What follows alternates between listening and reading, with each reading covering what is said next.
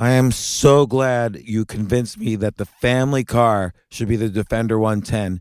It is so beautiful inside.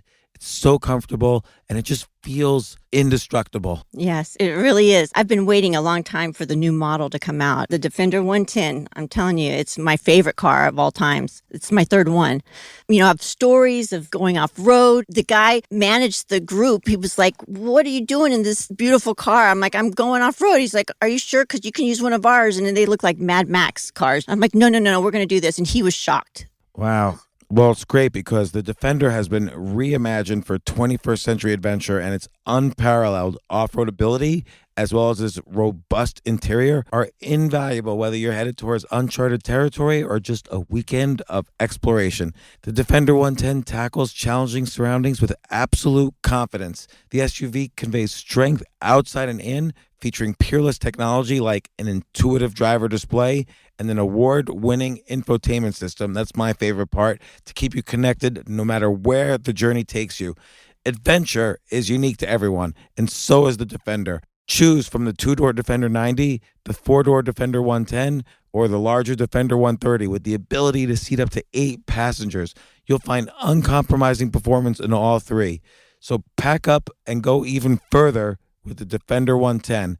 Learn more at LandRoverUSA.com/Defender. This isn't your average business podcast, and he's not your average host. This is the James Altucher Show. Today on the James Altucher Show. Mark Malkoff, who's been on this podcast before, he's such a funny guy, crazy guy, does experiments with his life all the time. Like even, remember one time he stayed on an airplane and he traveled on an airplane for 30 straight days without leaving the airplane because he wanted to get over his fear of flying. But anyway, Mark is an obsessive fan of all things Bill Murray, and we were, or maybe we even still are, considering doing a podcast just about every single Bill Murray movie. And we started off doing an entire podcast about the very first Bill Murray movie and all sorts of crazy things about Bill Murray, who's one of my favorite comedic actors. So here's Mark Malkoff and I breaking down the good, the bad, the funny of Bill Murray.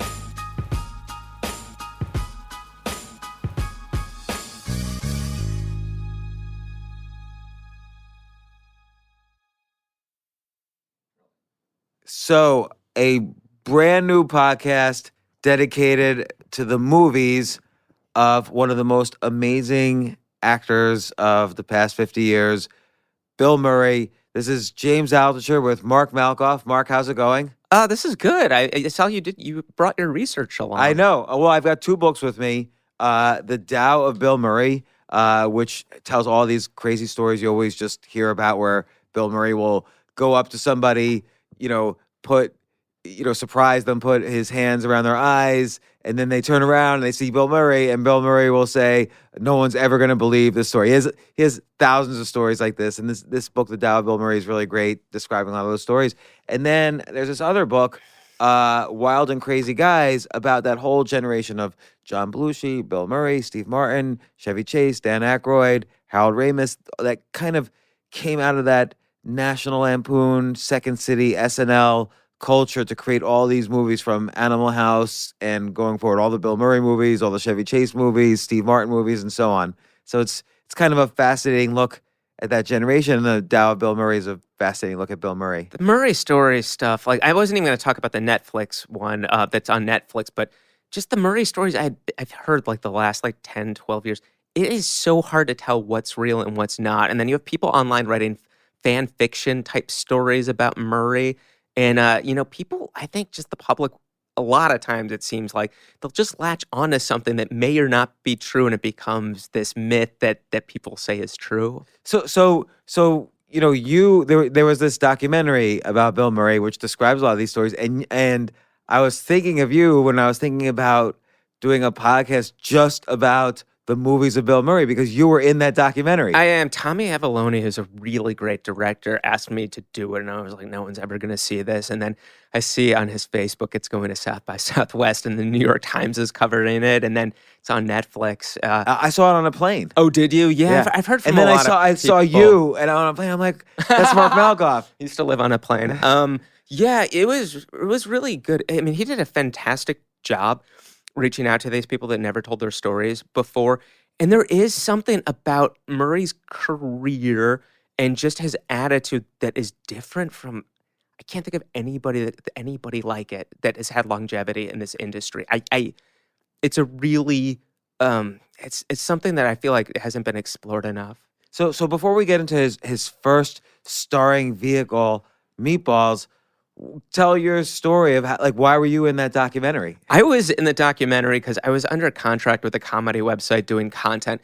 And I had the idea to try to get Bill Murray, because he does all these outrageous things. Not outrageous, but just very, I don't know, eccentric, just really interesting things. I thought that there would be a chance that if I called him, because I had just got the 1-800 number. I'm like one of the rare people. I still get people that message me asking for the 1-800 number, and I can't give it out. So explain, Yeah. what's the 1-800 number? The 1-800 number exists because Bill Murray has not had an agent, certainly not a manager for years. I mean, he was with Mike Ovitz at one point, but I think that was years ago. The only way to get to Bill Murray is to call the 1-800 number and hope you get a call back. And a lot of times it's radio silence. I mean, even Sofia Coppola, and Murray got nominated for an Oscar. I mean, she had to call multiple times over months. Right, she called that 1-800 number for the movie Lost in Translation. Yeah. She wanted him to star in it. Yeah. She wrote it for him. Yeah. But she can't get a hold of him because he has no agent or It's manager. a lot of it. I know one person was telling me they called Murray's lawyer from like IMDb Pro and was like, I really want to get the script to Bill Murray. And he's like, what's your contact for Murray? And he repeats the 1-800 number, and the lawyer says, that's the only number I have for him as well. And there was one time this was true. I think it was St. Vincent's it was another movie that somebody's instructions were to leave a script somewhere outside the city in a phone booth.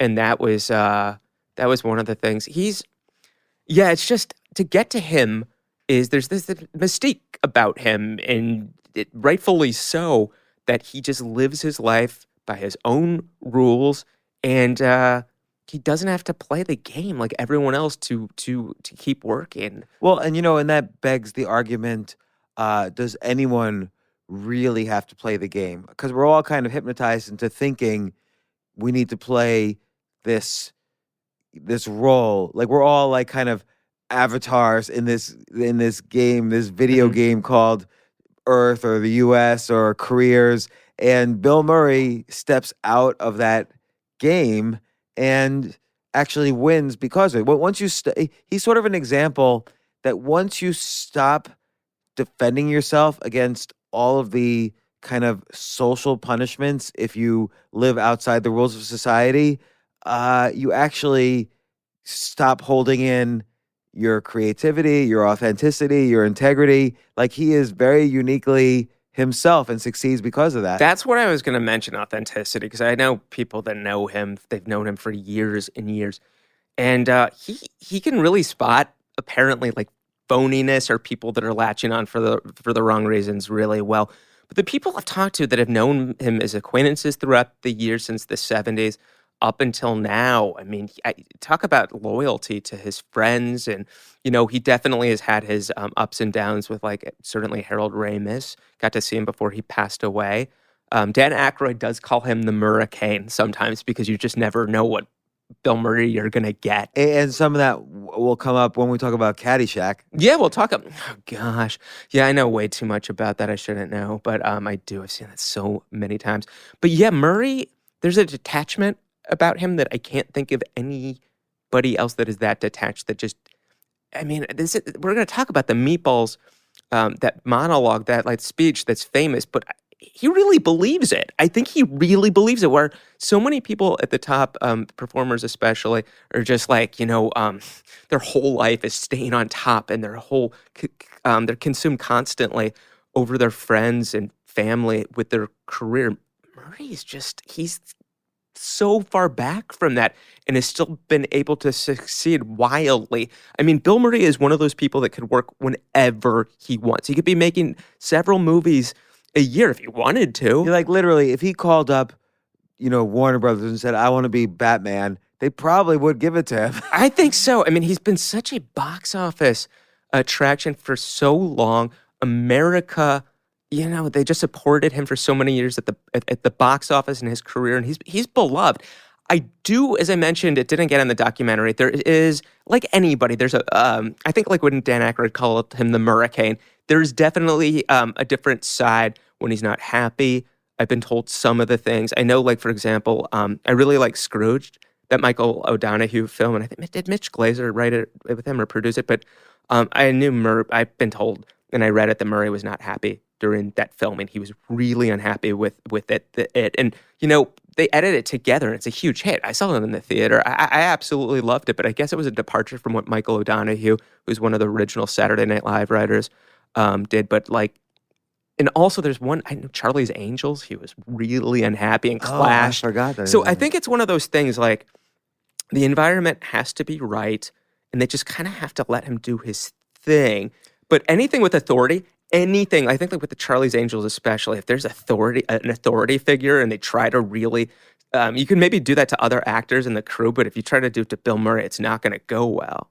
Yeah, and like with Meatballs, and again, we'll get more into it, but I don't think any of his lines were scripted. He sort of shows up the first day or the second day of filming and kind of looks through the script and throws it out. That's what happened. And then improvises everything, including that famous speech that you were alluding to earlier. But I want to know, why, again, were you in the documentary? So you Oh, yeah. Getting back to the reason I'm here. I was under contract with a comedy site, and I had this idea just based on all these eccentric, unusual things for somebody that's famous.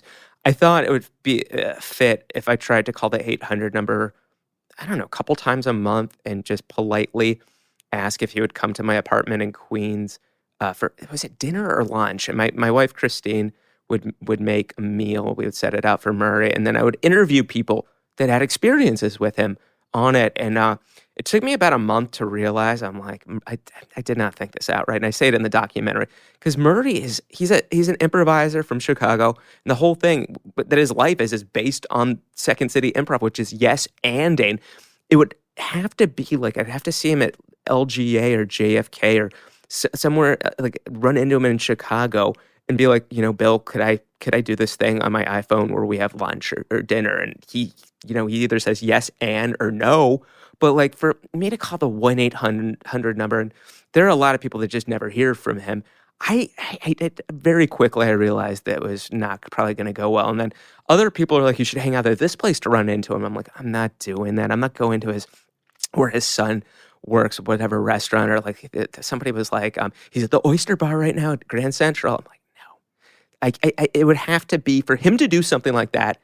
Again, first of all, I would not do that for privacy reasons, but for him to say yes, it would just have to be one of those things where it just happened. Like, an example of him yes anding is, I heard this story, and I believe this one is true, that he was in Chicago just walking down the street, and a break dancer was like, "Come on, Bill," and Bill started break dancing. I mean, that's the thing. He has these things that presented to him, and a lot of times the things that are unusual, he yes ands. He really just is a person that lives in the moment. Or another story I heard is that he saw some party happening, I guess, in an apartment building or somewhere. He just goes in there, and it's like college kids or grad school kids, and he just starts serving beers out of the keg and not really commenting that he's Bill Murray. Everyone's saying that's Bill Murray, and he's just, hey, here's a beer, and he's just having fun with them. And he was doing dishes at one of the parties. But the thing is, Bill Murray has been interviewed about this, and he won't deny it or confirm anything. So it's like some of the stories I would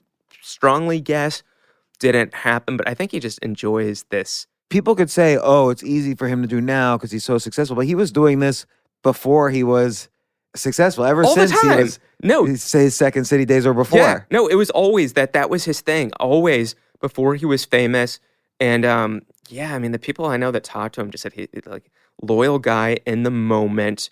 He's there for you, and he's just like he lives his life how he wants to. I mean, they talk about in the doc that he's in South Carolina. He's in Charleston a lot, and I think that they leave him alone, and he just wants to be around people that are just hanging out. And, if organically he runs into someone and they have this conversation, it's interesting. Murray might say, let's get a drink, or do you want to like go to somewhere and watch a Cubs game or something? And I feel though there's levels of when you say he just does what he wants to do, there's levels of that. There's like what you just described, like, hey, let's grab a drink. But then also I think for him, there is a clown-like aspect as well to his personality. And I don't mean clown in the sense of painting his face and wearing a red nose, but in terms of like entering into a situation as if it were a game, and how can he make it as almost as absurd as possible. I love that point. No, I think like in Second City, yes, and trying to hide in as much as possible. And I mean, just the stuff, the video I've seen of him with the river dogs in Charleston, and just, with the poetry, with the construction workers. Well, what's the construction workers? Oh, Murray, for some reason, I don't know. I think it was the second time he's done it. He did poetry for construction workers down somewhere. I think it was in the Village. And they just kind of listened. And maybe it was a poetry or organization or something, but once he latches onto something and believes in it, and he like considers somebody a friend or something, I think he was doing it to support somebody. But yeah, it was just him doing poetry for construction and he workers. commits to it, like 100%. the way a comedian might commit to an act. And I think like some of this stuff, I think he really, really believes in. He might not necessarily think it's funny.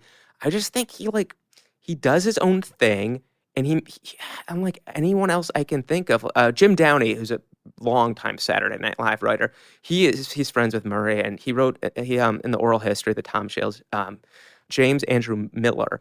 That book. Downey said, out of anybody he knows, and he knows a lot of famous people, Bill Murray, he's the only one that would kind of challenge or like not fully respect people of power that could directly affect his career. Like he didn't care. I'm paraphrasing, but like someone he mentioned someone like Harry Shearer, who sometimes he's always been nice to me, but I know sometimes people have had trouble with him. And I think his point was Harry Shearer, when he was around the people, the decision makers, was a different person, and Murray was not, and he just didn't care. And Harry Shearer, just to he's in The Simpsons, right? What role did he play again in The Simpsons? Oh my gosh, he played so many of the roles in The Simpsons, and then he was the Guffman. He's like with Chris Guest. I don't know. Oh yeah, Waiting for Guffman. Yeah, I don't know if is he in Guffman, but he's is definitely he in Spinal Tap. Yeah, Spinal Tap. No, I don't think Guffman, but like certainly a lot of the Chris Guest movies, and like he is like one of the. I mean, he was a child actor with Jack Benny.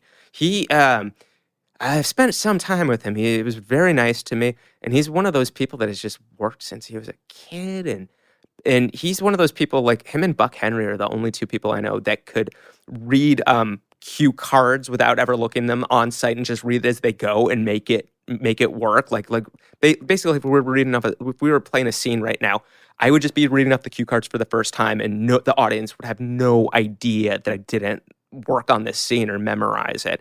So yeah, he can look at a script and audition in front of people never seen the script before, and just do that. And Buck Henry has that thing as well. But for Murray auditioning, which he probably hasn't auditioned in 30 years, 20 some years, 30 years, I'm guessing for an audition, he's given the sides, he's given a script, and he probably just crumbles it and does his thing. When do you think? I don't know of actually any time where he's auditioned. I really like. Oh, did he audition for Ghostbusters? No. We can talk about that. No, he did not. He didn't, because do that. I think John Belushi was John Belushi a couple of years ago when they were writing it. He was being considered, because Aykroyd had that thing going for quite a while, and it was definitely a vehicle. I think Chevy Chase at one point. But what happened is Ivan Reitman, and I don't want to give too much away just because maybe we'll talk about Ghostbusters, but Ivan Reitman, in this pretty much happened with Meatballs. Ivan Reitman picked him up at the airport for Ghostbusters because he just wasn't sure if Murray was going to show up. He was very like, I'm not sure if he's actually going to do it. He said maybe, and but Ivan Reitman personally picked him up at the airport, and to Ivan Reitman's knowledge, Bill Murray had never even read a script at that point. Huh. So I'm really curious about this style that Bill Murray has, which unlike Robin Williams, who can play very serious roles in a very serious way, like he has this range from, his stand-up comedy to funny. Like there's the stand-up comedy, then there's funny, like in Good Morning Vietnam, and then there's really serious, like when he's, Dead Poet Society and stuff like that. But Bill Murray does seem to have this philosophy in his persona that comes out in almost every single film. And again, I feel like it's this clown-like aspect. What do you think is the difference between a comedic actor, an improviser, a stand-up comedian, and again, this clown-like authenticity? I think like the improviser, first of all, I think he's a playful person in general, a playful individual, and then it's just the improviser is just being in the moment. And it's just really being present, listening, and going with instinct. Where most actors can't do that. I mean, they need the script, and they it's like a Bible to them with every word. Right, which is why a lot of actors can't do public. Like you see at the Oscars, they're totally stiff when they have to it's terrifying for them. I mean, that's the reason. Like nobody can do that today, but that's the reason why so many of famous people back in the day wouldn't go on Carson or Letterman, and now everything's changed. Like De Niro or Pacino, Meryl Streep, none of them would go on those type of shows. But now that everything's changed, and they have to sell their movies. But he's definitely watching. Watching last night, I watched Meatballs for the first time in a long time. He's definitely one of those people that just goes with his instinct and it seems to be there to have fun. So like an improviser, let's say you're an improviser, you get a cue from the audience, like like a suggestion maybe, right? Then you're with a group of people usually, and you do the yes and then in a typical Second City type scenario is someone. An improviser on the outskirts can say freeze and then jumps, taps someone out and takes their place, and the improvisation continues. And let's say I'll make the distinction between that and a clown. A clown is also taking cues, but mostly from the environment and situation and context around them, and is kind of acting on their own. And I think a clown really cares what the response is, and I don't think Murray cares. I think he's that detached where, I mean, he'd be like, I wish it went better, but I don't think he cares. I really, really don't. He was at Second City. I think it was 74 he got to Second City. Maybe it was earlier, and he had the mustache, and he was in the sketch shows too, so they were doing like the sketch and then the improv. And it seemed to me that it happened really quickly because he got to Chicago. And before anything, like a year or two, I don't think he was at Second City that long. I could be off. He's here doing the National Lampoon thing, and they're seriously considering him for Saturday Night Live.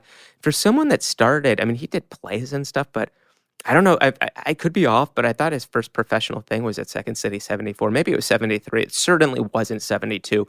He just wasn't really doing it that long. And normally, as we both know, it takes normally years and years. The people that I really like that are improvisers, a lot of times they cut their teeth in Chicago for at least like 4 or 5 years. And people forget how many well-known actors have kind of quote unquote graduated from Second City. There's like Steve Carell from The Office. That's true. Dan Aykroyd came from like the Canadian version. He did. He was in Toronto. Everyone from Stephen Colbert to Tina Fey to Robert Klein, David Steinberg, Peter Boyle.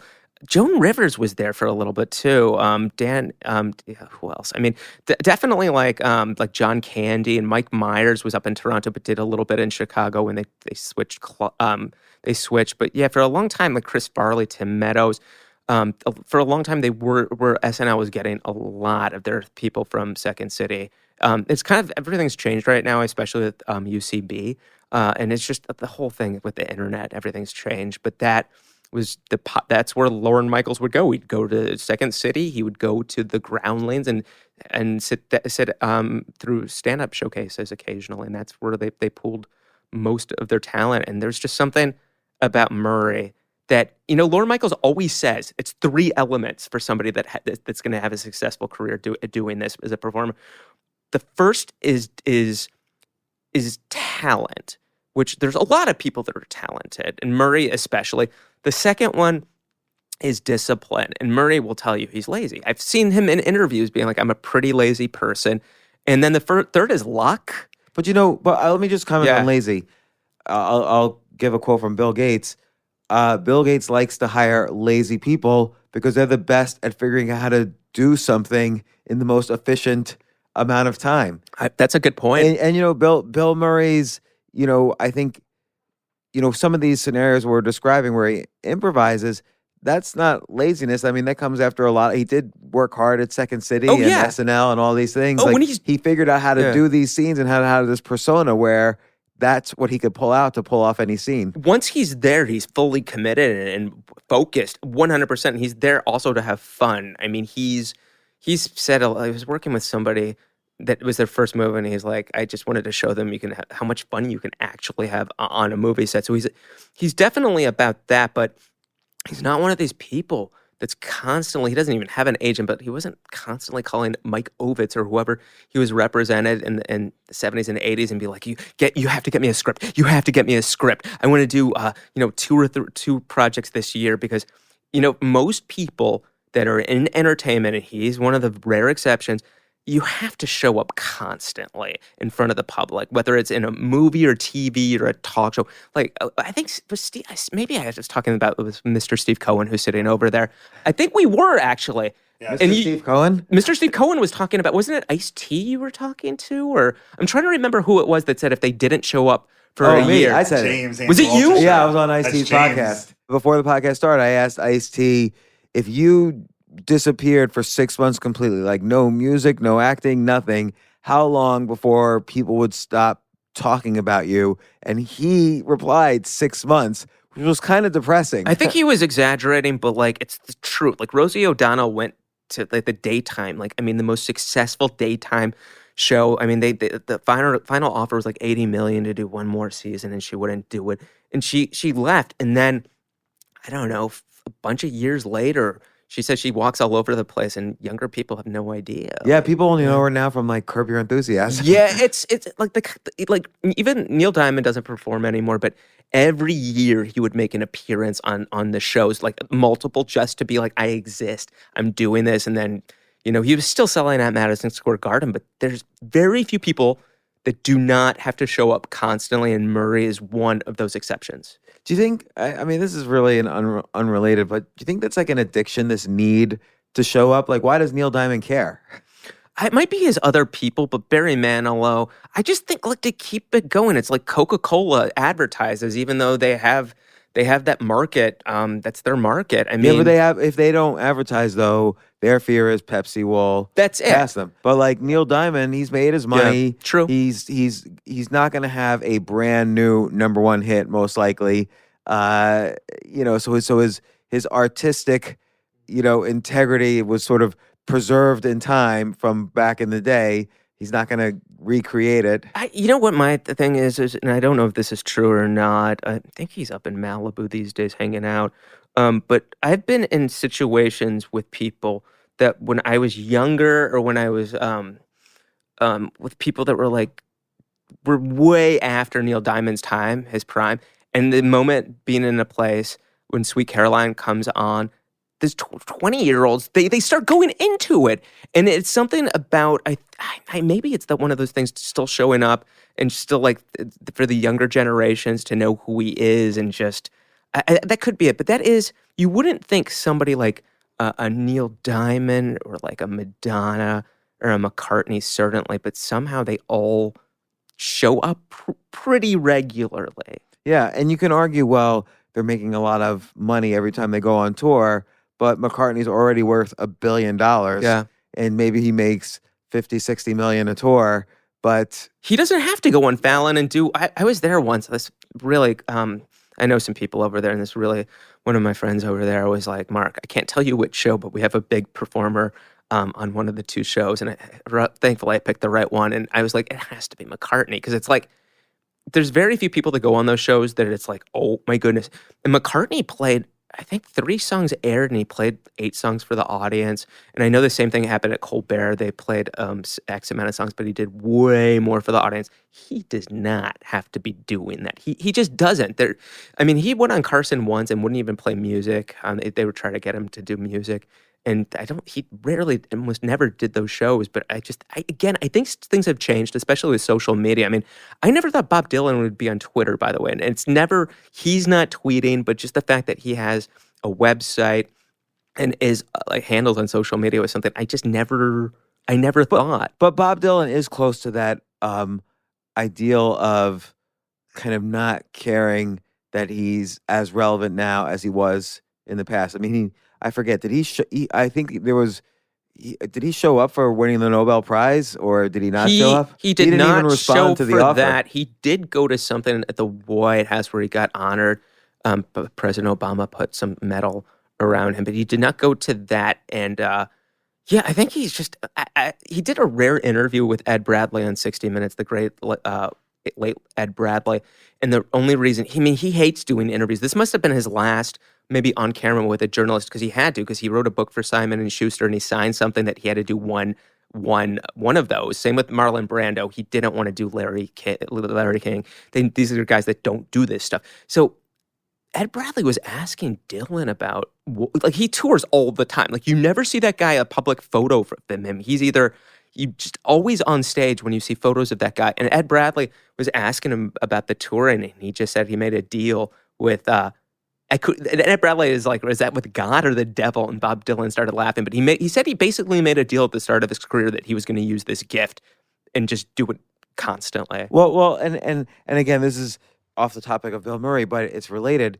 Like Bob Dylan in the mid '60s, I forget what concert it was, but he was known as this great songwriter and also a great folk singer. And then suddenly he opens up one concert with an electric guitar, and everyone starts booing him. Gosh, that was in Rhode Island. That was I could be off on that, but his fan base. Yeah, he would always do things to kind of upset his fan base because he wouldn't care. That's a good point. Like Murray doing the Razor's Edge after Ghostbusters and taking a few years after. Who would take? I mean, I just love this. 99.9% of people, like, you do Ghostbusters. It's like the biggest hit imaginable. Like, your face is everywhere. Most people want to keep the momentum going. And he took, like, was it 2.5 years or two years off? And he was in France. Yeah. Not only did he take classes. it off, but he moved from Hollywood to France because he knew it was going to be a big hit. He did not want to be bogged down by the Hollywood fame. And he would, like most people also, it's like they're going to stick to their niche, but he would only do Ghostbusters if he was able to do the drama, the Razor's Edge. So right, that was the deal, right? That's what I heard. He refused to do Ghostbusters unless they got to do Razor's something Edge. different. He is like, that's a really good point with Dylan, because I've seen Bob Dylan perform twice, and he just, if you see Springsteen, for the most part, he's playing the songs that people want to see him, and people are like, when he starts doing Badlands and everyone goes crazy. And Bob Dylan, his set list is what he wants to play. There might be 2 or 3 songs that like the public would know, but he gets on the synthesizer and starts playing and the keyboard, and like most people are like, no. But I can't think of anyone in music. Like McCartney, when he plays, he said publicly, he's like, people are paying a lot of money. I have to deliver the hits. He's like, I can get in a few of what I want to play, but for the most part. And Dylan, he is kind of like Murray. He's just like, I'm going to throw out what I want to throw out. And I don't think he's ever plays more than like a handful of what the public would know. Yeah, and again, getting back to Murray, he's not again.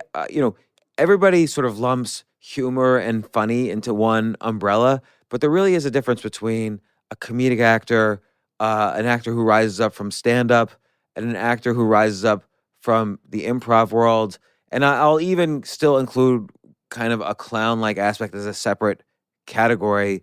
But like, a comedic actor will be great at the script and have kind of funny expressions and great timing, but still needs to stick to the script. So an example might be, that's true. Someone like Jonah Hill has never done stand-up. As far as I know, he hasn't really done, improv at a professional level, but he's a super funny actor. And then you have guys like Steve Martin, Eddie Murphy. These guys came up. Robin Williams came up from a stand-up world where it's they created their act, but it was an act that they previously created, and then they perform it over and over again, and then they move into the acting world. And Bill Murray was not a stand-up comic. He was a great improviser and kind of taking his surroundings around him and the context and not necessarily trying to be funny, but using just his innate ability and years of practice at improvising to kind of find the absurdity in a situation. And usually that was like against authority or the common script we all play. Yeah, like, I mean, he said he always would throw away the script until it might have been the Wes Anderson movies or Lost in Translation, but he was always throw the stuff away and just do stuff and enhance it. But he would definitely, like, a movie like Stripes, there's definitely moments where he had to play it straight with Warren Oates, who was the great film star that passed away soon after that, where he could do the drama. I mean, he could easily do the drama and make a career out of it. Yeah, and he does drama, like in Broken he does. Flowers. Oh my gosh, yeah, Jim Jarmusch. I mean, he was sensational in that, 100%. But he is one of those guys that can do both and play levels. And a lot of the stuff that he does comedy, there's still like the serious element. And he just plays it straight. Like, I've never seen that guy try to play a joke before. Right. I've never. I mean, and I do think. Yeah, that that's a good point. Yeah. He's not trying to play a joke. You can't write humor for him. Yeah. He's just gonna do him, and he's gonna again find the BS or the absurdity in a context and express that with how he moves, which you see most of all in Caddyshack, for instance, Yeah, or we'll what talk he about that, says, or the tone of his voice, or how he treats the other players on the stage.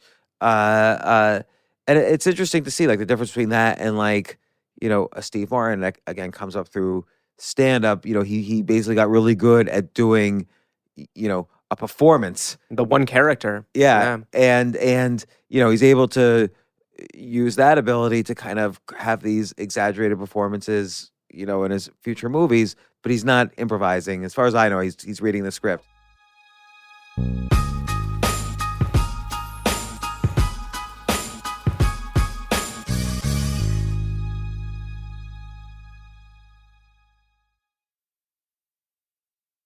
I do think, before we move on, it is very important to talk about when Murray first showed up to the public in 1976. They did not like him. They did not like him on SNL. He was getting hate mail. You replaced Chevy Chase. We want him back. How dare you? And he really had to struggle. He was struggling to get over. I mean, anything new normally takes a while, but certainly with him, America did not embrace him right away. Well, how old are you again? I'll talk afterwards. I definitely been around a little bit. So I remember when that first cast, on SNL, was sort of over and new players were entering. Everyone just automatically thought, I was just a little kid, but I remember people saying like everyone automatically thought, okay, that's it, that's the end of SNL. Now, of course, it tended to blossom over and over again, but because he replaced Chevy Chase, who went on to kind of this... He was huge. Yeah, this movie. Chevy, after one season on SNL, was huge. And then I forgot what his first movie was. Oh, gosh. I know I can mention a bunch of movies he did in the 70s leading up. I don't know what the first one would have been. I mean, I don't know. But by the time he came Foul back... Play, maybe, or like Oh, Heavenly Dog. I'm trying to think the 70s. What the movies he was doing. And he did that one with Carrie Fisher that I have never seen. Was it Over the Rainbow? I mean, it has to be on YouTube, I'm guessing, but it's like, that was a drama. But he did all these. I mean, he was under contract with NBC, and he did a couple specials. And then when he first came back to SNL to do a guest appearance after he had left, he and Bill Murray, there was so much tension. I don't know what the full story was, but they almost got into a fight. Yeah. And I think it ended up with Bill Murray basically saying, kind of scoffing at him and saying mediocre talent and then walking away. Chevy Chase has said that it was John Belushi, who he was friends with, kind of egging Murray on and saying, this is how Chevy is. He's like this grew up rich and is entitled and treating people like this. And Murray definitely is a tough kid from Illinois, and he they went to, I think it was in Chevy's dressing room. Murray started insulting him and saying something about Chevy's wife, and then Chevy said, "At least my face doesn't look like Neil Armstrong landed on it." And there were definitely punches thrown, and people were trying to. I mean, I think I'm trying to think of the people like Brian Doyle Murray, Bill's brother, might have been there, but they definitely were separating them. They definitely landed a little bit, but not the full blows. And then Chevy had to go out in like 15 minutes and do his monologue like nothing ever happened. Right, and then I think the next time they basically got together, there was from what I read, there was one brief encounter just randomly, but then it was basically on the set of Caddyshack. A few years later, And they got together. And there was some tension there. Absolutely. And there's an interesting, again, improvised scene in Caddyshack, which I'm sure we'll talk about. Yeah, we'll talk about. Yeah, but it's fascinating to follow their relationship because again, they were different styles. Like Bill Murray being that completely sort of clown-like figure, and Chevy Chase being an excellent comedic actor. Like he had such a wide range of expressions, and he plays that sort of white bread, rich kind of character very well. Somebody was saying that he plays. It might have been Harold Ramis in an interview said he's really, really good at playing the like being superior to everyone else type thing really, really well in comedy. Like I like Fletch. Oh my gosh, that's the best. That and Funny Farm, I think, are his best movies. But yeah, Fletch was like the one Bill Murray thing where he kind of threw it away and or did Chevy his Chase. thing. Oh yeah, sorry, Chase threw away the script and did that. And he told me also, because he's been very nice to me. I've been with him only twice, but he's been very nice to me when we've worked together. He was telling me for vacation, him and Harold Ramis like threw out pretty much most of John Hughes's script and just did that. They would write as they went, and I just couldn't believe that when he told me that. But then I found out Murray did the same thing. So the first a bunch of months, 6 months, he couldn't get over. And then he did this one sketch where I think he was in the shower and using the soap as a microphone. And it was he talking into the camera? But it was all like talking about how the audience didn't like him. And this was a sketch that was specifically defined. And maybe Lorne Michaels was helping with him to get over with the audience. And that was something that really did well. And I think that was kind of the breakthrough with that. Yeah. So, you mentioned Harold Ramis. Harold Ramis, he was in Stripes with. Yeah. Harold Ramis helped write Caddyshack, they did Ghostbusters. They did Groundhog Day together. Groundhog Day, which is when their relationship kind of splintered. That's what I heard. And then there's also Ivan Reitman, who he did Bill Murray. That was Meatballs. Ivan Reitman produced that. And then later Caddyshack and also produced Ghostbusters, I think. And it's interesting. Like, again, we say so-and-so is lazy, but what's fascinating to me is, there's that saying, you're the average of the 5 people you spend your time with. And, success, there's no such thing as self-made success. Like, people kind of grow up in a career as a group. So Bill Murray pretty quickly associated himself. He wasn't just kind of like walking around in a daze, even though he was hard to get a hold of and had, various, you'd have to convince him to do a movie and he didn't really care about the results, it seems.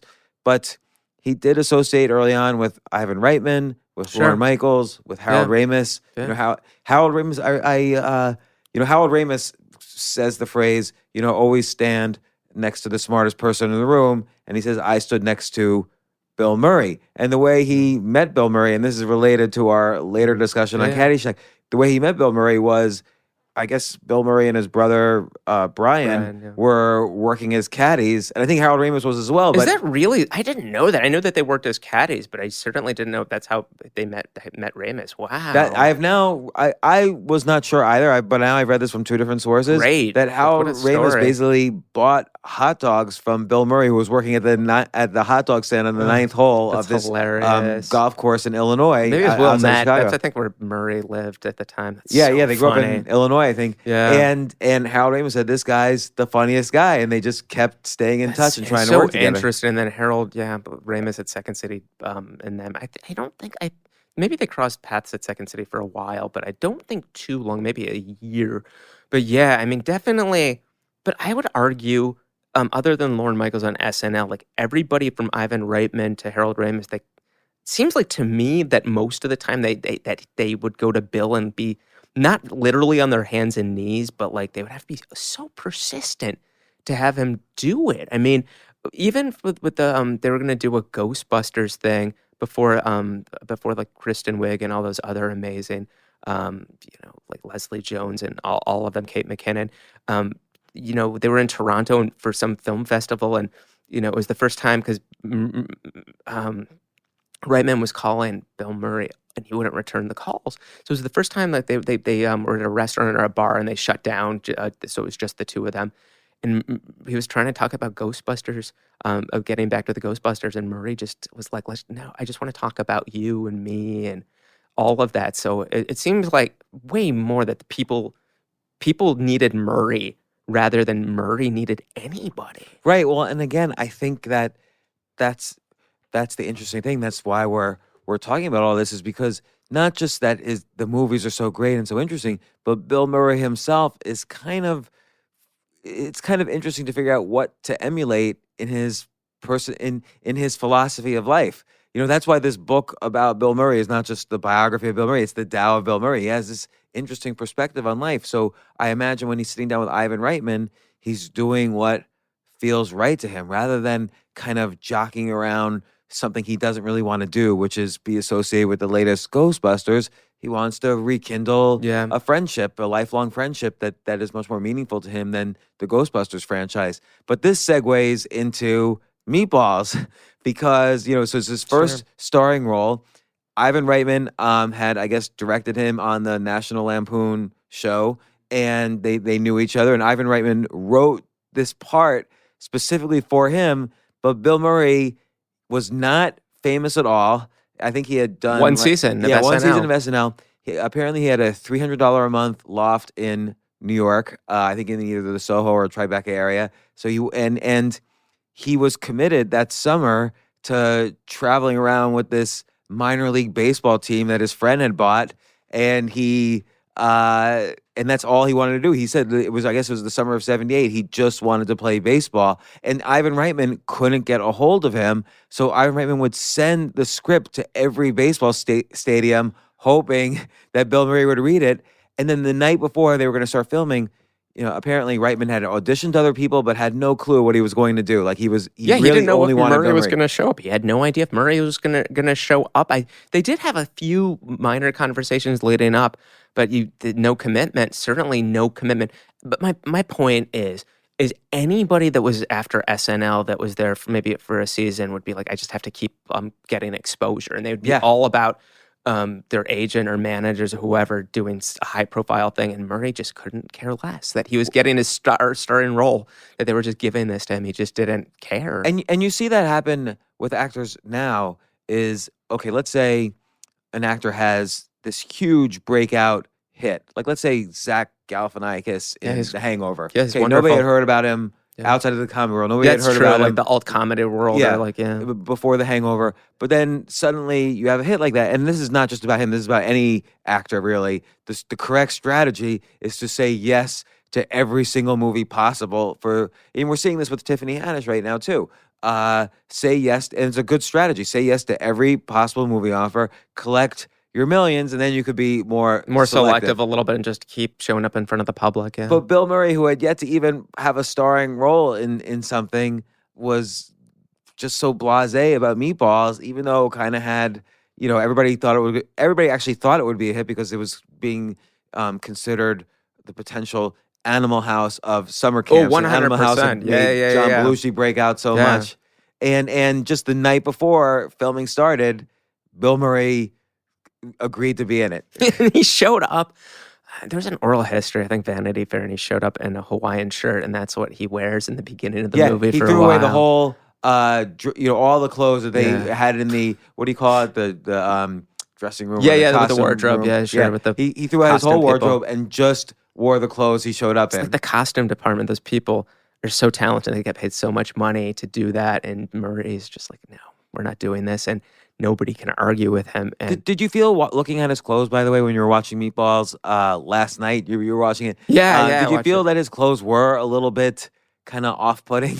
Even what he was wearing, yes, his outfit and his shoes, And then I read the Vanity Fair article and I was like, okay, this makes much more sense. Because it did actually feel a little bit, and you appreciate what goes into wardrobe. Felt like even like the colors were a little bit off to me. It seemed like that his outfit, he just didn't care. Or whoever did his outfit, and I didn't know it was Murray himself, just didn't care. And there's something great about that. And it goes with it ultimately goes with the character. It really, really does.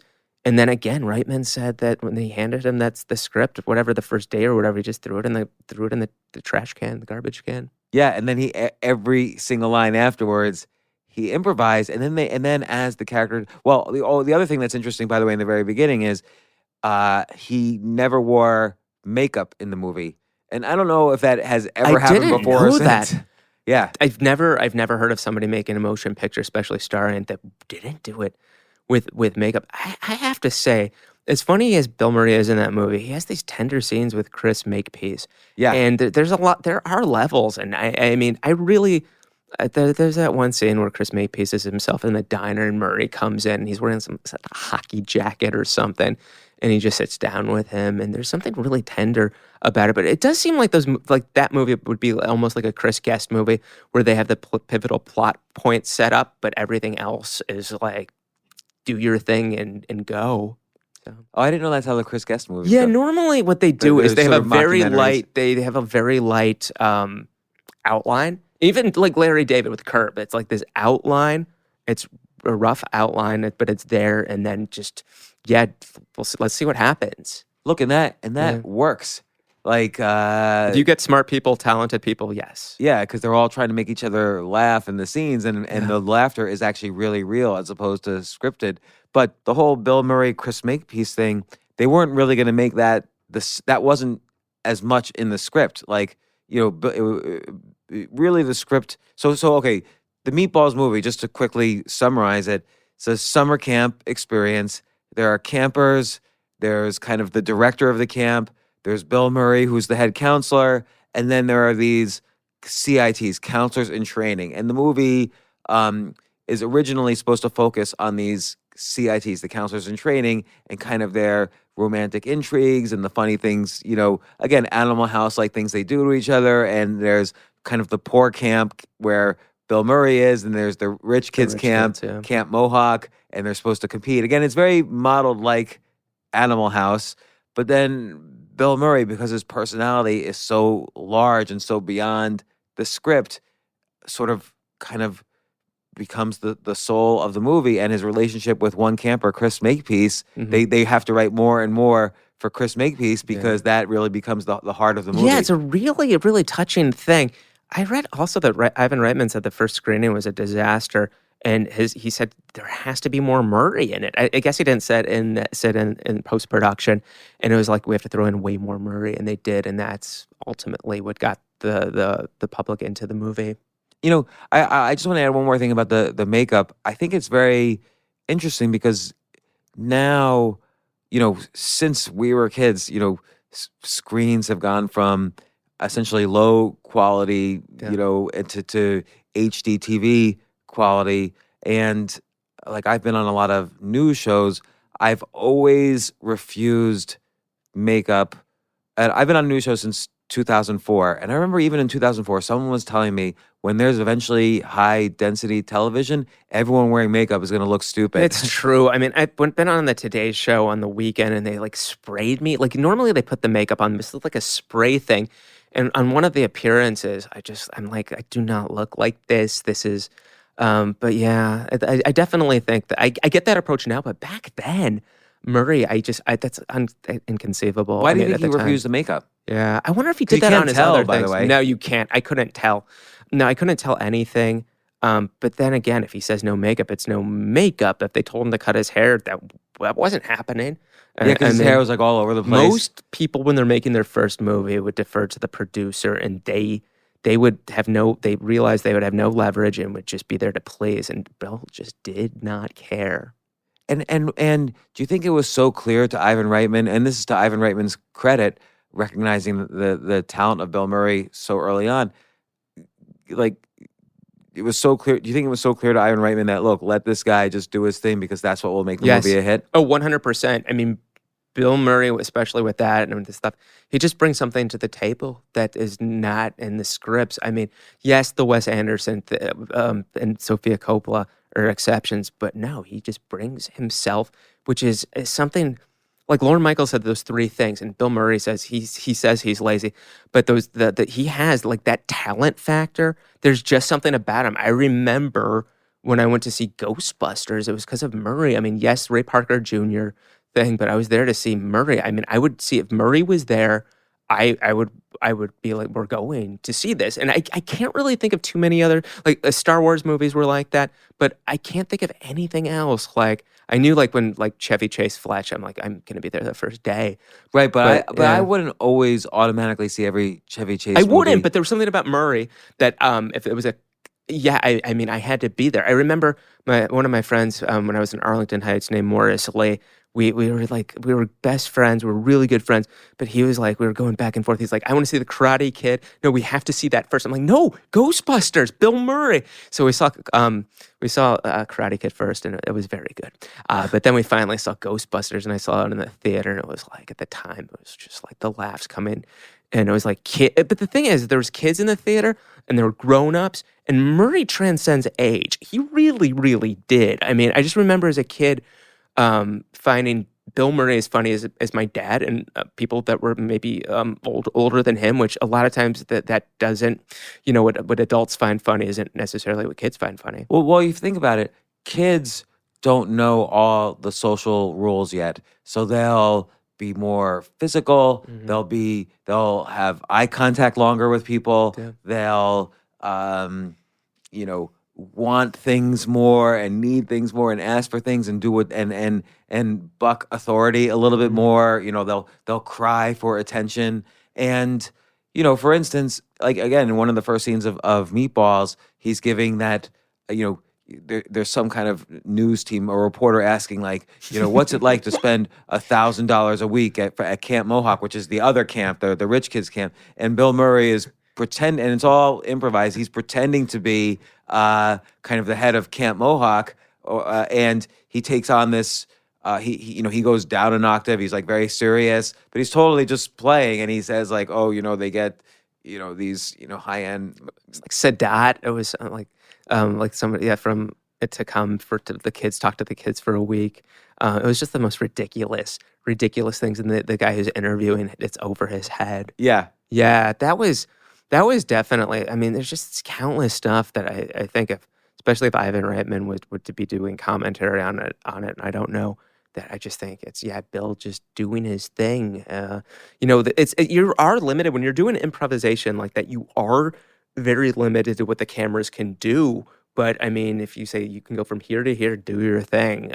He makes every single thing he's given. He uses that entire thing. Right, and again, it's like this adventure. So given a set of situations, and we've talked about some stories that he does in real life, what's the adventure he can have? So given where the cameras are, given what's happening on the scene, just the idea that he could just go into that scene and improvise this whole thing where he's, this wasn't in the script at all, where he's, the Camp Mohawk guy and describing this ridiculous scenario of what happens to what the kids get for their $1,000 a week in summer camp.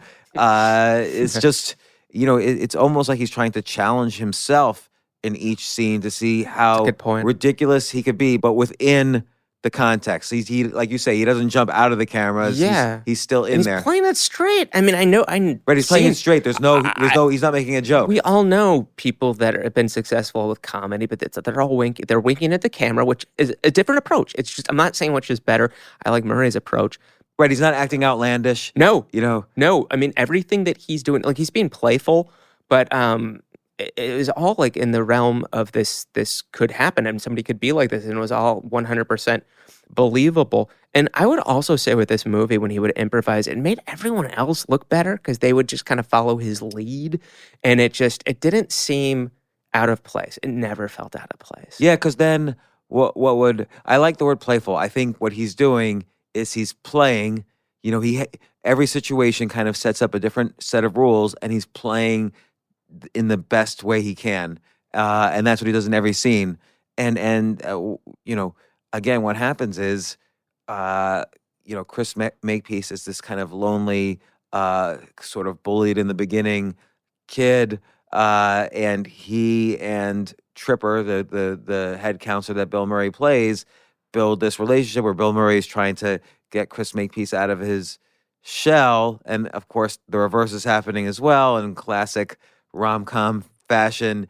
Chris Makepeace is trying to get Bill Murray to open up romantically to the actress Kate Lynch, who plays the main female. Yeah, she's great. She character. does a fantastic job. Yeah, and like I like the scene where they're gambling peanuts. Yeah, that's a great with the car. Yeah, they're and, playing. and Bill Murray is like giving various kind of semi-ridiculous life lessons to Chris Makepeace. Yeah. And Chris Makepeace is sort of like half knows they're ridiculous, but is also taking it seriously and really likes this relationship he's developing with Tripper, and they go running together, and it really becomes the soul of the movie. I love it because like most people that were doing comedy would just go gag, gag, gag, gag, gag, but there's so much of that movie with him that is just this tender side to him, which I have to say a lot of people would be, I would think would be too insecure to go there when they're doing comedy, and they just are like that we need to laugh on every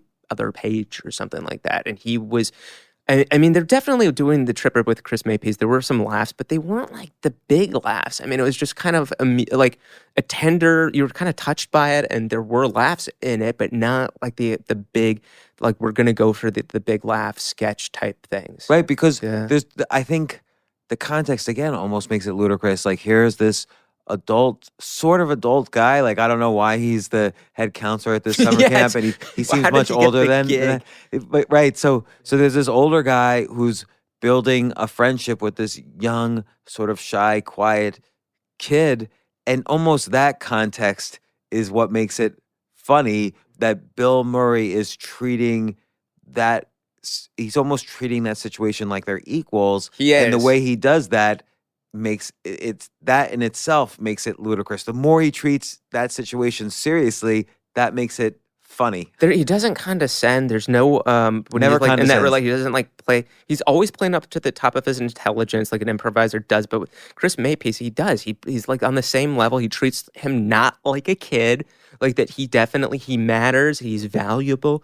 There's something great. One point I want to make, and I want to see what you think, is if I had to guess, I think there is a correlation between how good the movie turns out and how much fun he's having off camera. Because I know the Meatballs, they were like, and for definitely Caddyshack, they were just having so much fun, the time of their lives. I think they were definitely having fun making the movie.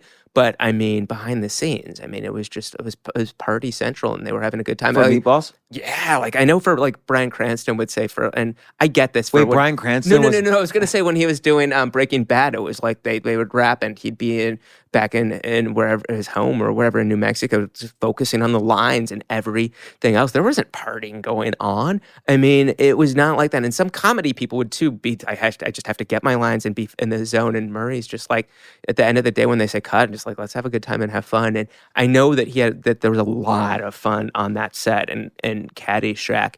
And I just was wondering if that when that happens, that correlation, the performance is even. I don't want to say better because he's always good, but maybe even more loose. Well, it's interesting you say that because off camera, Bill Murray teaches Chris Makepeace how to shave. So they did build kind of that kind of relationship of sort of this, this tender sort of relationship off stage as well. And that's true.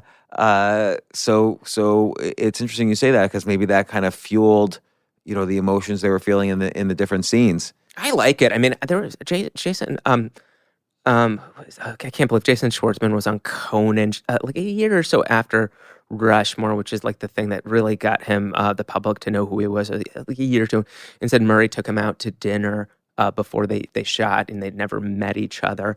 And Murray was just, he was serious but playing around. And at the end, when the check, Murray just kind of like did this to like signify that the kid was that Jason Reitman was going to have to pay. And Reitman thought it was so funny. And it was just, I think that is something like that when he's, especially with people that are significantly younger than him, I definitely think it's that thing where they definitely have a relationship off camera, because we know so many people that are in the industry where it's like cut, they go to their trailers and they're not even like, they don't have a relationship with the person. But there's something about Murray, especially with the younger people, where I think he cares. I think that there's definitely heart that he's taking care of somebody. Like Murray's older than Wes Anderson, but when they were doing the movie with Gene Hackman, when they were doing, I'm so tired, I should have slept. When they were doing, Steve Cohen, help me out. Gene Hackman. I can't believe he got nominated for an Oscar. I am so tired. They filmed it uptown in Harlem. Let's see. I have the Royal soundtrack, the Tannenbaums. Oh, Royal So when they were doing Tannenbaums, Tannenbaums, Thank you. I can't believe people that are listening, please forgive me. When they were doing Tannenbaums, and I saw that in the theater. Gene Hackman was definitely not thrilled with and was giving Wes Anderson a really hard time and being just not nice. And Bill Murray was very protective of Wes Anderson. And I think it's that, I don't know if it's an avuncular thing or a paternal thing, but with somebody that is younger, especially, it's very, very protective. I know that another film, he said that it was like really, really cold, but I mean, there were kids there, and that's when he like just lost it, because he was just like, the kids are cold. Like, he's like, for me, whatever. But he definitely, I think, when he senses that something is being unjust to somebody, they can't defend themselves, especially, I mean, yeah, he just feels very protective and will take matters in his own hands. Maybe that natural sense for him is what, again, fueled that relationship with Chris Makepeace, which really made the movie. Let me ask you this. Yeah. The kind of premise of the movie is a little weird. Like, when you're watching it, you don't think it's weird, but there's no counselors in the movie. There's all counselors in training. Yeah, it's really And you different. never really see the campers either. Yeah, not too much. And like, Even the big contests and stuff are all between the CITs. That's true. I never and not thought the about that campers. logic. Yeah, some of the logic, I'm sure, is thrown out the door. I personally, it didn't bother me, but yeah, that is an excellent point. And another point is with who they hired. For the most part, they were not trained comedy people. Like Chris Makepeace was, I mean, did he get any laughs in the movie? I mean, he was like a drama don't think so. guy. I mean, My Bodyguard, he was, and I loved it. I mean, that's what I loved, is that I think that normally the gut is to go with all trained improvisers, definitely trained. Like when I watched Jump Street, one of the Jump Street movies, the woman was so funny. Is like at the end, it's revealed she was the one, the bad guy, and she was so funny. And in my head, I'm like, she's a Groundlings or Second City person, and I was just convinced. And then I Googled, and it was Groundlings, which is fine. She was so funny, got all these laughs.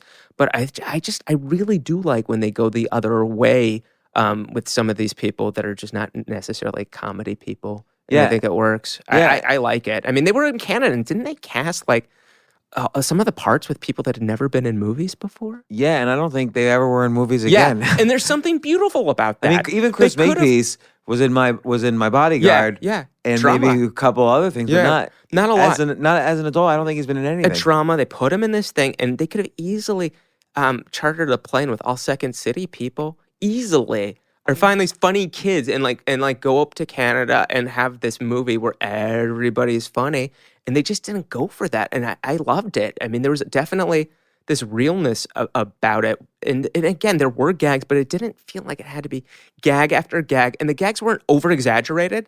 I didn't think so. Like, I mean, some of the way that they played them, I would say, the way that they acted them, they weren't playing them over the top, which you see a lot of times. No, it was really the funniest parts is when Bill Murray was acting overly serious, kind of against authority. So like there were gags where some of the CITs were taking, the director of the camp, Morty something, to putting his bed in the river. Or lake that was like a running gag that they would do that, but they did it in like he'd wake up and he'd be like all upset and panicked, but be playing it real. It wasn't like, I didn't see him going for laughs. I really, really didn't. And the way that they did that, even that scene when they're, the improvised thing when it's probably in the script where they're taking the bed and they strap him down and he's sleeping. the way Murray's doing it with the counselors, it didn't seem to me like they were going for laughs. Even No, though it's because he was naturally acting funny. like almost like Yeah. a drill sergeant. Yeah, like, yeah. Tilt it this way. Okay, move out this way. I just think it was one of those things where, he's like, we're going to play this like it was real. And I think that there's something beautiful about that. I mean, clearly in Stripes all throughout that, which another one is Murray throughout the script. He's just improvising and finding these moments with these people, finding real moments. He did that in Caddyshack, obviously, as well, with these people. A lot of them that didn't have that much training, if any training, and just was able to get these other people to react in the moment with him that didn't have regular training. I think there's something very disarming about him. Right. I think, And contrast that with, let's say, another summer camp movie, which was almost a parody movie, but, Wet Hot American Summer. Sure, yeah. And that was an ensemble cast of basically stand-up comedians. It was all common. And then you had an unknown Bradley Cooper, and you had people that like Amy Poehler. I don't think was established by then, but it was Michael all comedy. Showalter. Yeah, no, it was all comedy. It was like they were. I mean, Janine Garofalo, Molly Shannon, really, really funny people. The cast, you can't argue that against the talent, and they're funny. But it was exactly that. It was all comedy people, except for maybe I don't think that Bradley Cooper was trained in comedy at that point or known as comedy, but he was more like the bad guy anyway. So and that movie definitely it was great for what it was, which was kind of like a gag. The gags move that movie along, but it didn't have that tenderness. There was not even close. And the they tenderness was almost funny in Meatballs because it was ridiculous. Yeah, I don't think. Yeah, I mean those I would say so much of that comedy, the tenderness doesn't exist, and if it does, they just do it really briefly at the end to try to justify the comedy and stuff, and it's very brief and forced. Not always, but I feel like that's an easy technique. But those guys were like whoever did David Wayne and Showalter. I don't know who directed that Wet American Summer, which again fill a room of people with that. It is really a really funny movie, but the tenderness thing isn't. It wasn't there. And there's definitely those Murray movies within the comedy that those tender moments are there. I mean, And then, there's kind of that, maybe the most memorable scene in the movie was his speech. Oh, gosh. Where, Isn't that wonderful? Yeah, like, and they're about to play, or they're in the middle of playing Camp Mohawk in the Olympiad. Camp Mohawk's destroying them or is about to destroy them. And, Bill Murray just starts yelling like it just doesn't matter over and over again until they're all going with him, and he's like smashing things, and it's all improv. I think even the line, it just doesn't matter. I read something, I could be off, that Ivan Reitman was saying in the oral history that they just had dinner together or something, or coffee, and they were trying to beat out this scene, and I think it was Murray that was just like something they agreed it just doesn't matter would be the thing, but they had no idea what that would turn into, but they knew they needed the speech, and then Murray, you just let him go. But I feel that what happens off camera with him happens on camera. Like that philosophy of it doesn't matter. Yeah.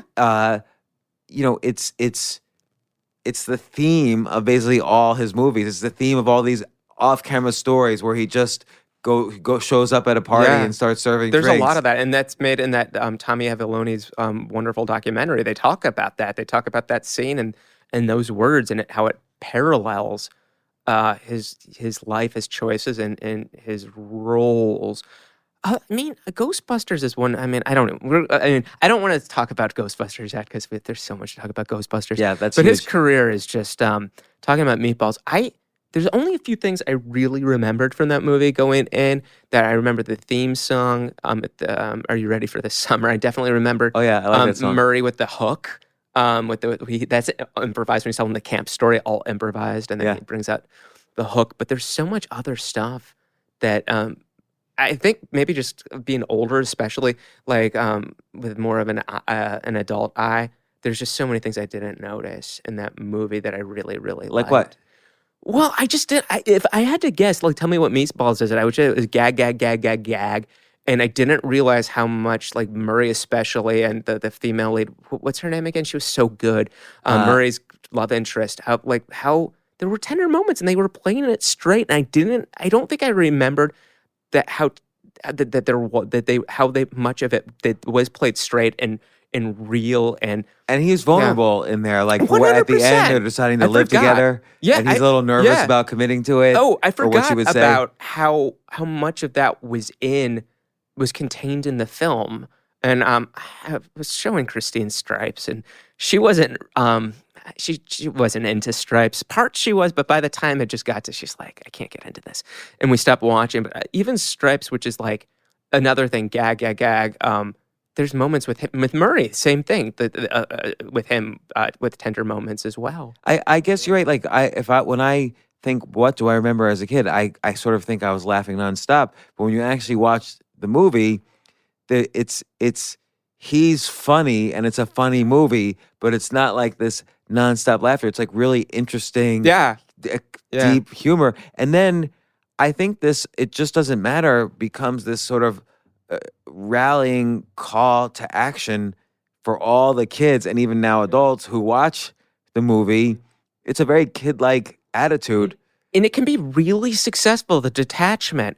I mean, it's one of my friends who's a stand-up, I think it was Craig Baldo, put on Facebook that Murray said in an interview, if you can detach and you can do, like, you'll do your best work if you just don't care. And Baldo, who's a really funny guy, was just like, it's so hard to do that. Yeah. But he is able to do that, and some people can just do it. And I definitely think when people they're maybe it was more relaxed, just completely relaxed, they're gonna do their best work. Well, but that's interesting though, because people always say, particularly for improvisation or stand-up, everyone always says be yourself, but that doesn't actually mean anything because we're different versions of ourselves depending on the situation usually. But Bill Murray seems to have cracked the code, and you see it first really in his movie career in Meatballs. He seems to have cracked the code on what it means to be authentically himself on the screen. His skill set, I'm sure there's a few other people, but to throw away a script, make it funny, genuine, Without telling a single joke. not going for like the really broad laughs. I'm sure that if we thought about it, I'm sure we could maybe come up with a few people, but not many. A little bit Robin Williams in the early days. Yeah. Mork and I don't Mindy. know if they really. I mean, him and Jonathan Winters especially. I mean, that's a good point. But that was like I don't know, with commercials it was whatever 25, 26 minutes. But to do a thing with a movie with an arc and really be able to still tell the story and not make the plot suffer. And still like really, because there are some movies where just like the arc is sacrificed of the story, and the story is just for the jokes, and it's like the jokes have to serve, and just the comedy and just the performances have to serve what the overall story is and the message. That's what I get. Yeah, and I think maybe we can say the overall message of Meatballs, what I get out of it is this phrase, it just doesn't matter. And the way that became this kind of the call to action that basically inspires the entire camp and then inspires the audience. And it's not just him saying it, it's him acting that way in every scene. It just doesn't matter. And yet things work out for him. He meets the girl, they move in together. And by the way, the other thing that's different between seeing it as a child and seeing it as an adult, didn't think that Kate Lynch was that attractive when I was a kid. She wasn't like the platonic ideal of beauty for an 8-year-old or a 9-year-old, but now when I see it, she's a very beautiful woman. Yeah, she's attractive. No, you can see what he sees in her. Oh, and then I want to ask you what you think of this in terms of his romantic scenes. He first tries to win her over. He kind of physically tackles her. Culturally wise, no, that would not. I don't think you could do that now. Yeah, I mean. But apparently he did that in real life too. Oh, really? That was his courtship technique in real life. Oh, I didn't know that. Amy Poehler, I think, is the one I read in an interview in the last year that said comedy does not age well. And certainly that was the scene that stuck out that I was like, I didn't remember it, and just watching it, I was like, that was the one thing that stuck out is, yeah. But again, he was being true to himself, and yes, it doesn't age well, but that is apparently how he acted in real life then. Yeah, and I have no idea I didn't know about that.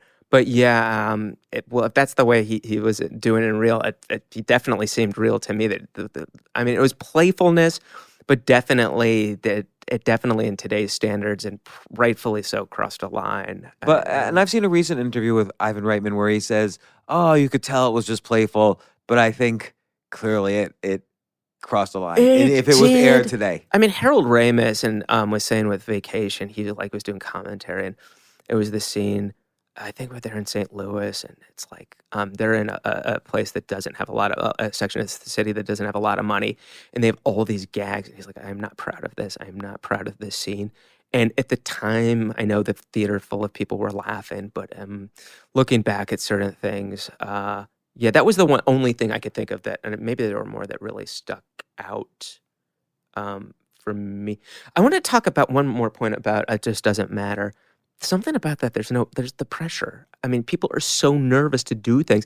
And if you can really abide by that, like it just doesn't matter. It's just like the pressure is like people are gonna do their work better, but I certainly can't do that all the time. I mean, I think we can try to, and I think if we try to do that, maybe we can be better at it. But Murray seems to be wired like that. And there's boundaries to it still. It doesn't mean go out and like murder Oh, people of you don't course. like. And No, of course. But, yeah. But he goes to the outer limits of those boundaries. It's in context. To find where the play, where the maximum playfulness is, and it seems like he does that in every situation in his life. It just doesn't matter within something that's safe, that's not going to hurt people. And it's important in the context that he wasn't rich and famous then. No. But that was his underlying philosophy somehow. Yeah, he was. When I talked to somebody that right when he was getting famous before, they said he was the same Bill Murray. And some people when they get famous, they just want to be around their Hollywood friends. And Murray is loyal to people that were not famous that he knew at SNL. I mean, when he goes to I was told I heard from several people when he would go and at the after party if he hosted or if he was visiting, he'd be with the crew. He would sit down with the crew guys. I mean, I know when he did Jane Pauley, he was friendly with her. She had a very for one season she had a show that was taping at NBC, and Murray did her show because. Again, Murray's like, I don't have to do this. I was thinking, how did Jane Pauley get Murray to do this? Because he doesn't do many of these things. And I'm like, out of loyalty, that was it. And I was told by somebody that after he was with Jane Pauley, he went up to 8H and just wanted to hang out with all the crew guys.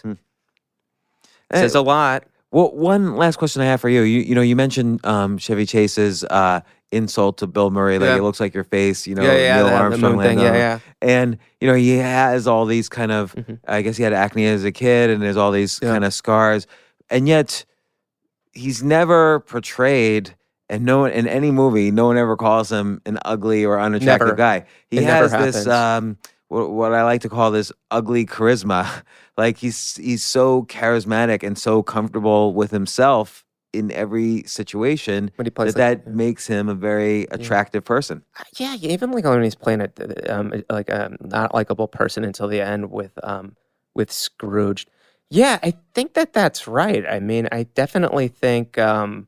I think that's a good point. Really quick, and then we can go back to this. Is my point is when he visited everyone at SNL after Jane Pauley, the crew. Those were the people that were there when he was their 70s. I mean, this was like 25 years later, and he just wanted to go back and see his friends. I mean, they weren't famous, and that's who Murray is. From people I've talked to that aren't famous, that told me. So it seems like he valued. It's just like that what scene you described where he's talking with Ivan Reitman. Reitman wants to talk business, and Bill Murray values the relationships much more than the business. It's almost like the business is not real to him. Like that either happens or it doesn't, but the relationships are real. And we'll eventually talk about The Razor's Edge, which is a super serious 100%. Yeah. And in the fact that he wanted to make that, there's large elements of that movie that are based on real life, spiritual gurus in India from like the 1930s, 1920s, 1910s, where their inherent philosophy is that nothing matters, that people don't really, all of these things that we view as important are really just man-made, and you just have to focus on your own kind of internal peace.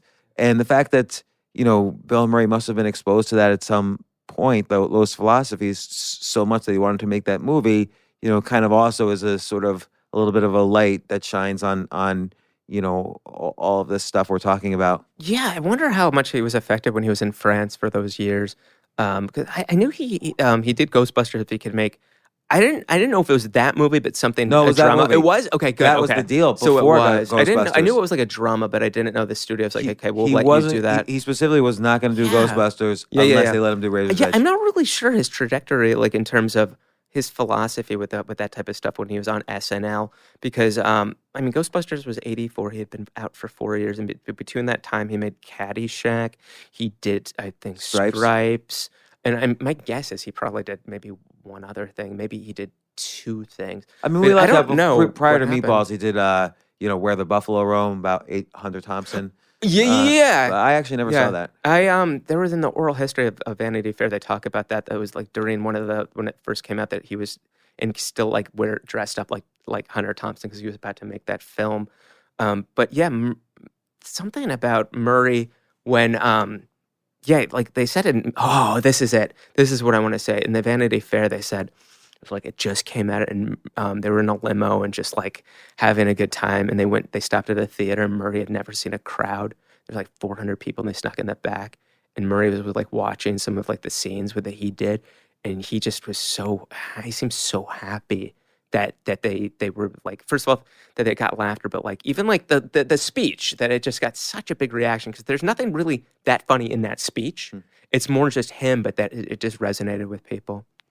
Yeah. There's one other thing I wanted to say. Oh, About the film? Yeah. Yeah. This is just about Bill Murray in general in terms of talent. Like obviously his brothers he had many brothers. Oh gosh, there were and so siblings. many brothers and sisters. Caddyshack, the opening of Caddyshack is based on that. That's why it's the house full Yeah. of like all those kids. It's like 20 kids. And his brother Brian Doyle Murray was a co-writer on Caddyshack. But then I didn't know this until literally the other day. I just recently rewatched the entire series of Mad Men. I binge watched in like 2 weeks. Oh, wow. All 7 seasons of yeah, Mad yeah, Men. I've seen And them. did you know Freddie Rasmussen, that kind of alcoholic guy Mm-hmm. who's fired in season 1?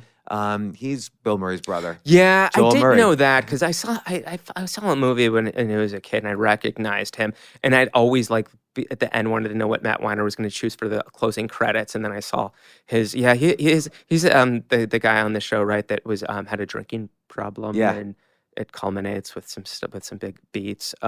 But yeah, he was so good on that show. Yeah, he was I like great. that. Yeah. And it's a Brian- different kind of talent. He was a talented it is. actor. Yeah, he's talented. He was at Second City. And Brian Doyle Murray still works.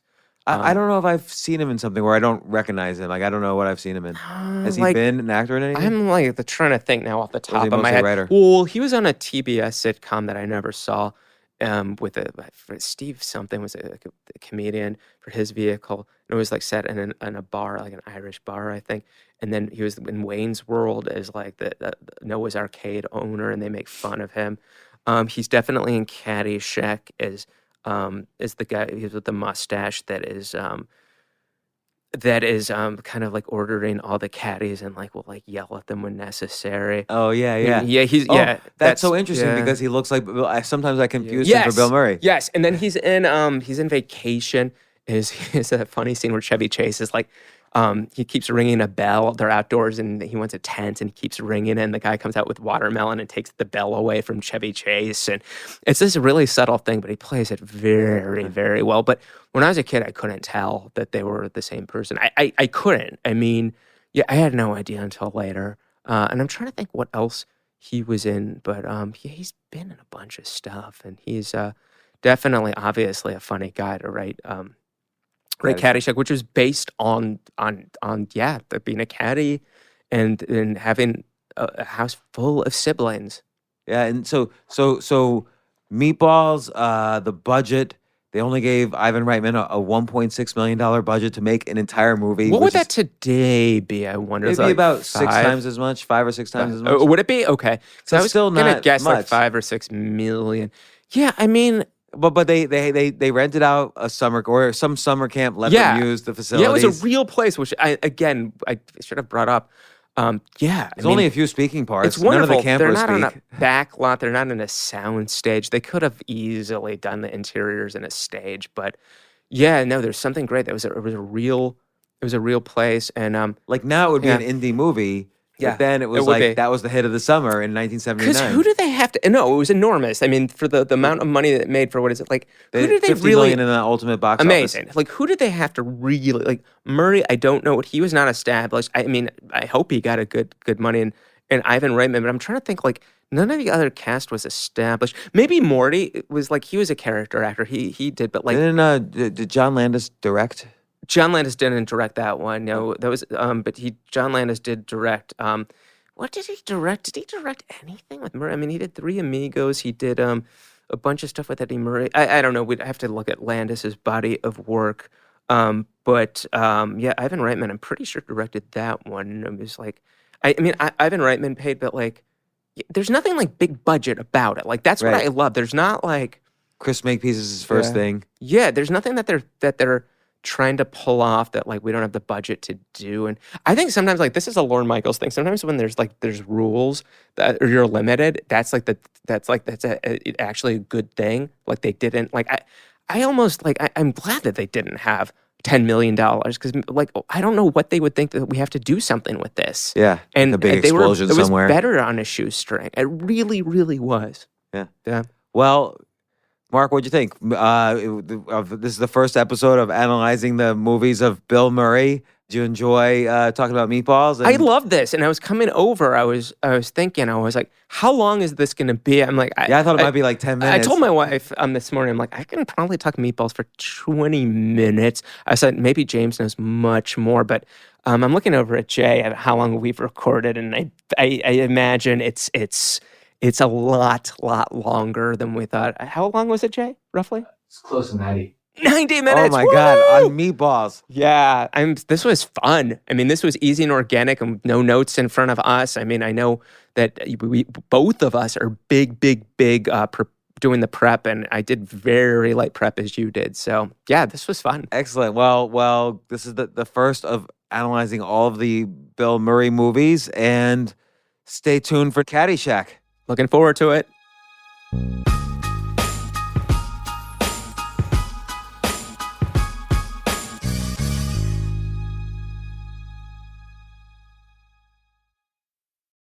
Get convenient sexual health care from anywhere with Planned Parenthood Telehealth. Whether you're on the go or on your lunch break, get the care you need at ppncs.org/telehealth.